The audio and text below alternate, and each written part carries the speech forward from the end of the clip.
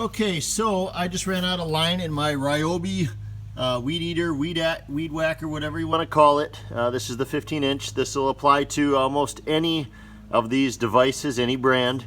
When you run out, you need to make sure you have the right size line. You just can't take the real thin or the real thick. It won't fit through the hole. This is 0.8 inches, and there's 206 feet. It doesn't matter. But when you go to the store, you need to make sure that you're getting the right thickness. This one is 0.080 inches. It is universal, it says. There are different types, different sizes, different shapes. This one says it's a little more tough because it's got the hexagon shape. But anyways, what you need to do is take off that bottom nut, and you actually have to hold it. You know, you hold this bottom piece here, and then you just unscrew that, and I'll show you what that looks like when that's open. You got to push that in to get that off and then spin it off. Okay, so that's what it looks like. There's a spring in there, and that actually makes it go up and down. So when you are getting short on line coming out and you want to make it longer to cut more grass or break more grass is actually what this does. This actually tears the grass. So you don't want to do too much of your lawn with this because it'll make the blade of the grass really ragged and then brown. So you just want to trim with this around the edges. But then you hit this on the ground, and this springs up and down and then forces this to turn, and as it turns, more line comes out. So you want to get this off, you want to get this off, and this actually tells you which way to rewind the line. And actually it has a way to have a line come off this way and a line come off this way, and I just do one. It's easier. It cuts well enough for me. I just have 2 acres to weed around trees and that, so it doesn't need to be so hardcore or aggressive. So the easiest way, even though it shows that you can have two holes coming off of there, two lines coming out, I only make it so that one comes out, and that's fine. I'll show you what that looks like. What you need to do is tie a knot in your string, you know, cut enough of this off, then you tie a knot in the end of your string after you pass it through the hole.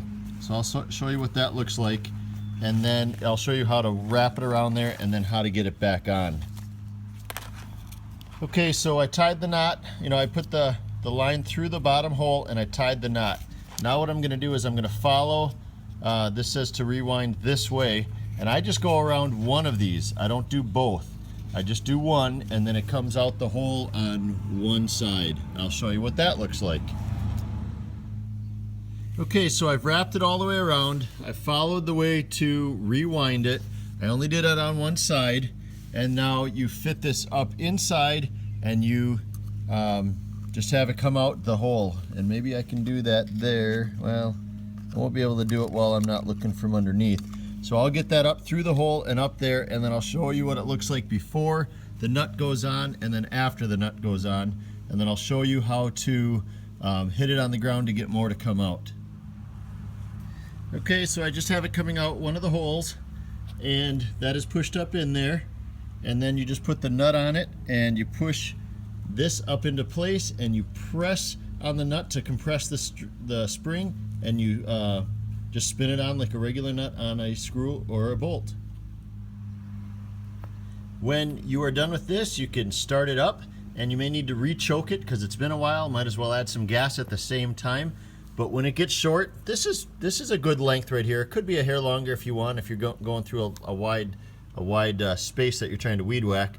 But like I said before, try not to do too much cutting with this weed trimmer, because it tears the blade. It doesn't cut the blade smoothly, and then things start to turn brown and it's not healthy. So, but if this starts getting, you know, it breaks off as you go.